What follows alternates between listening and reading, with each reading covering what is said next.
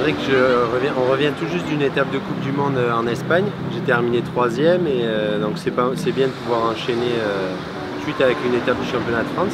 On en avait une avant d'aller en Coupe du Monde justement à Marignane. Avant tu me demandais ce que représentait le championnat de France pour moi. C'est vraiment un tremplin qui nous a permis à tous, je pense, tout le groupe de coureurs qui est aujourd'hui sur les 2 circuits Coupe du Monde et AFF, de vraiment nous lancer dans la compétition internationale.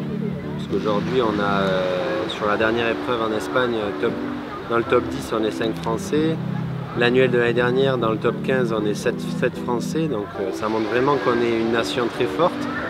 Et ça, c'est pas par hasard, c'est parce que l'AFF fait partie nous a permis à tous de commencer la compète et nous a permis de grandir sportivement. Et donc je pense que c'est un bon championnat. C'est rare de s'entraîner à plusieurs, donc du coup là ça permet vraiment de se retrouver avec du monde et de s'entraîner, d'échanger sur la technique. Voilà, donc, pour moi, pour le moment, c'est plus, ça représente plus de l'entraînement et après, pour plus tard, ce sera dans mes objectifs de résultats de l'année. Que l'AFF, c'est un peu plus, c'est un tour un peu plus professionnel, donc avec un niveau plus élevé. Et avec un slalom, c'est-à-dire qu'on a entre 3 à 4 bouées à jiver, avoir un timing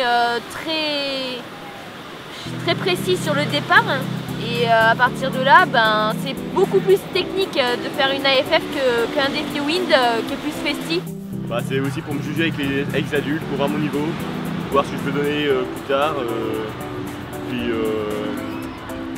estimer quel est mon potentiel, essayer de trouver des sponsors si j'ai fait des bons résultats. Voilà. Je me rappelle dans les années 2000, il y avait déjà toute l'élite française qui émergeait dans ces compétitions-là, donc ça c'est toujours le cas.